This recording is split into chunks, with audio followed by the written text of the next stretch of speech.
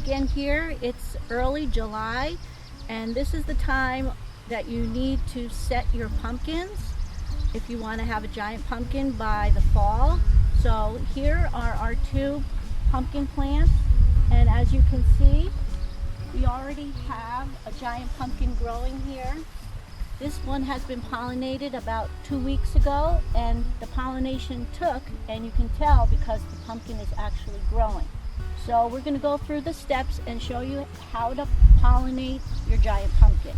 So the first thing you need to do when you're pollinating your giant pumpkin is you have to be able to tell the difference between a male and a female flower, and it's very easy to tell.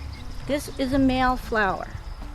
You can see that it's just a plain flower without any bulge at the bottom. A female flower has a fruit growing beneath the blossom. As you can see, with this female flower, there is a fruit growing underneath the blossom. And that's how you can tell it's the female.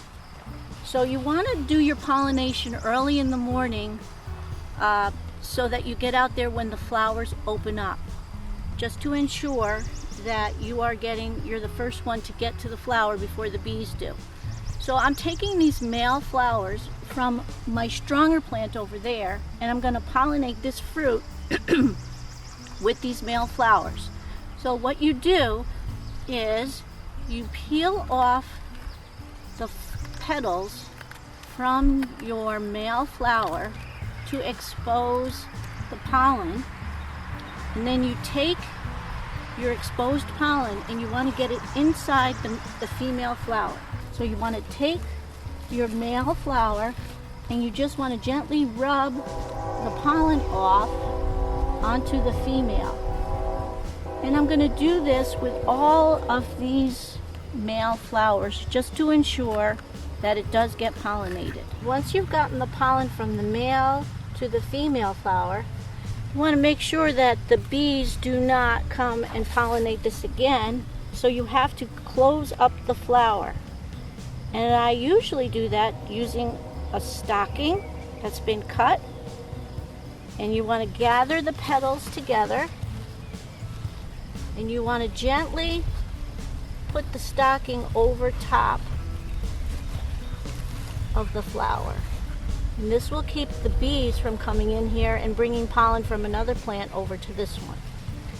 So after you have the stocking over, the next step would be to watch to see if your pumpkin actually got pollinated, and you'll be able to tell in a few days. You'll see that the fruit here starts growing and getting bigger, and then you'll know that your pumpkin has successfully been pollinated. So once you have your giant pumpkin pollinated, you're gonna do this pollination on a few of the fruits on your giant pumpkin plant. You're gonna leave those fruits there for a week or two, just to make sure that you successfully pollinated your giant pumpkins. But after a while, you're going to have to choose which pumpkin you want to let grow, and the other ones have to be plucked off. All of the energy and the nourishment will go to the pumpkin that you want to grow. If you leave all the little pumpkins on, then they're gonna take away the nourishment from your giant pumpkin. So as the season goes on, your runners will continue to grow, and on the end of the runners you will see little baby giant pumpkins. This is a female pumpkin that's going to have to be plucked off. And every few days you have to come down to your pumpkin plant and you have to break off all of these little babies. And they'll keep coming. As the vine grows, you will keep getting female and male flowers. So as you can see, since the last video, our pumpkin plants have grown significantly. And if you looked from overhead, you would notice the shape is like a Christmas tree, where you have it wide down there, and as the vines grow, they become more and more narrow. And this will continue to grow until the point comes where you want to start pruning your vines. Within the next week or so, Mike will be cutting off these vines that have grown to the edge of the garden, and he will be continuing to bury those vines so that more roots are established along the vines. But past this point, he's going to start cutting off anything that grows beyond the garden.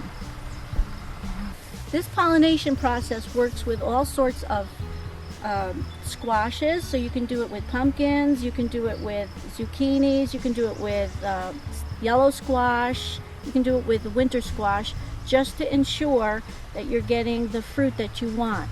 Bees will do the job, but if you want a particular fruit and you want to maintain lines or cross lines, you can do the self-pollination.